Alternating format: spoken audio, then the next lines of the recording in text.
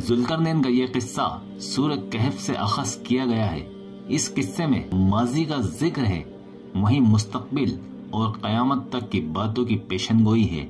اس قصے کو بہت مختصر اور آسان طریقے سے آپ کے علم کو بڑھانے اور قرآن کا شوق آپ کے دل میں جگانے کی غرض سے پیش کیا گیا ہے، تاکہ آپ خود قرآن کو پڑھنے والے، سمجھنے والے اور اس پر عمل کرنے والے بن جائیں۔ آمین۔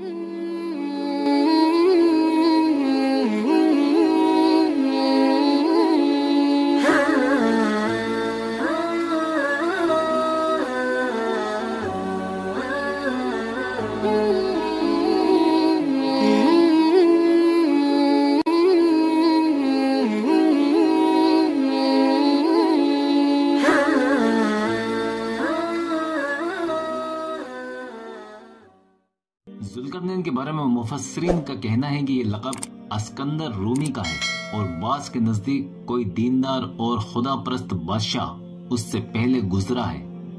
کئی روایتوں سے ظاہر ہوتا ہے کہ ذوالقرنین ابراہیم علیہ السلام کا معاصر تھا، اور ان کی دعا کی برکت سے حق تعالیٰ نے اسے خارق عادت، فیاض اور سامان وسائل عطا فرمائے، جس کے ذریعے اس کو مشرق اور مغرب کے سفر اور فتوحات حاصل ہوئے۔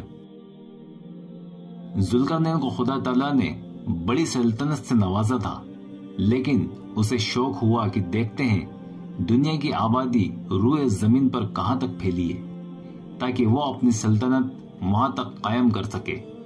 اسی غرض سے وہ سمندر کے راستے مغرب کی سمت روانہ ہوا۔ اپنے سفر کی انتہا پر اسے ایک دلدل ملا، وہاں سے آگے نہ آدمی کا گزر تھا نہ کشتی کا۔ ذوالقرنین نے وہاں کچھ لوگوں کو پایا، بھلائی کا معاملہ کیا، خوش اخلاقی سے لوگوں سے ملاقات کی اور اللہ کے دین کی دعوت دی۔ لوگ اس کی باتوں سے کافی متاثر ہوئے، اور اس طرح اللہ کے حکم سے مغرب کے آخری کونے تک اس کی حکمرانی قائم ہو گئی۔ مغربی سفر سے فارغ ہو کر مشرق کی سمت سفر کا ارادہ کیا۔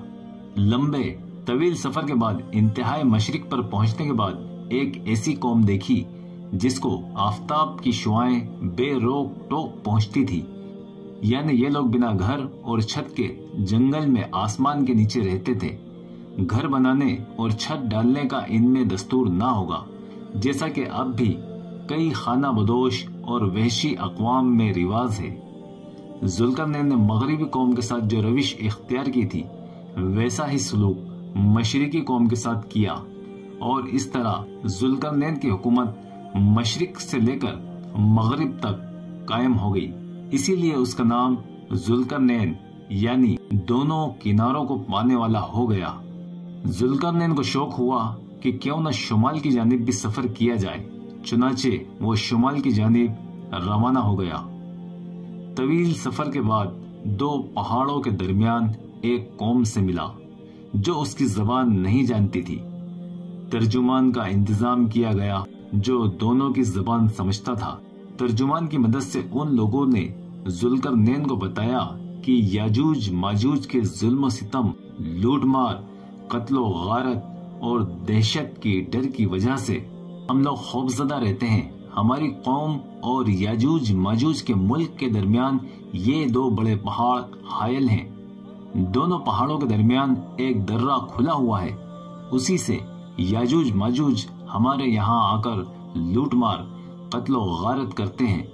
آپ ان ظالموں سے ہماری حفاظت فرمائیں، ان کے اور ہمارے درمیان کوئی روک قائم کر دیں جس سے ہماری حفاظت ہو جائے۔ جو کچھ اس پر خرچ آئے گا ہم ادا کرنے کو تیار ہیں، چاہیں تو آپ ٹیکس لگا کر ہم سے قیمت وصول کر سکتے ہیں۔ کیونکہ ذوالقرنین بہت فیاض، اخلاق مند اور رحم دل تھے، کہنے لگے اللہ تعالیٰ نے مجھے بہت مال و دولت سے نوازا ہے، آپ پیسوں کی فکر نہ کرو، مگر آپ کو میرے ساتھ محنت کر کے ہاتھ بٹانا ہوگا اگر آپ اس آفت سے چھٹکارا پانا چاہتے ہیں۔ سب لوگ تیار ہو گئے۔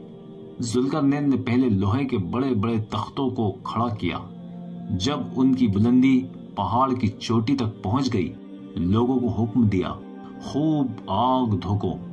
جب لوہا آگ کی طرح سرخ ہو گیا، تب پگھلا ہوا تانبا اوپر سے ڈالا گیا جو لوہے کی دیواروں کی درازوں میں پیوست ہو کر جم گیا اور سب مل کر پہاڑ سا بن گیا، اور تب سے یاجوج ماجوج کی قوم دیوال کے پیچھے قید ہے۔ یاجوج ماجوج کون ہے؟ کس ملک میں رہتے ہیں؟ ذوالقرنین کی بنائی دیوال کہاں ہے؟ ان سوالات کے متعلق مفسرین و مؤرخین کے اقوال میں اختلاف رہا ہے، مگر اکثریت کی رائے ہے کہ یاجوج ماجوج انسانوں اور جناتوں کے درمیان ایک برزخی مخلوق ہے۔ ہو سکتا ہے دجال اکبر اسی قوم سے ہو۔ ذوالقرنین کی بنائی گئی دیوال 1000 میل سے زیادہ لمبی اور کئی جگہ پر 12 میل چوڑی اور 1000 فٹ اونچی ہے۔ یہ ابھی تک پتہ نہیں چل سکا ہے کہ دیوال کہاں ہے۔ ہو سکتا ہے سمندر کی گہرائی میں موجود ہو۔ مسیح علیہ السلام آسمان سے اتر کر دجال کو ختم کریں گے، اور دجال کے قتل کے بعد اور قیامت کے قریب یاجوج ماجوج کی قوم دیوال توڑ کر باہر آ جائے گی۔ ان کی تعداد اتنی زیادہ ہوگی کہ ہم اس کا تصور بھی نہیں کر سکتے۔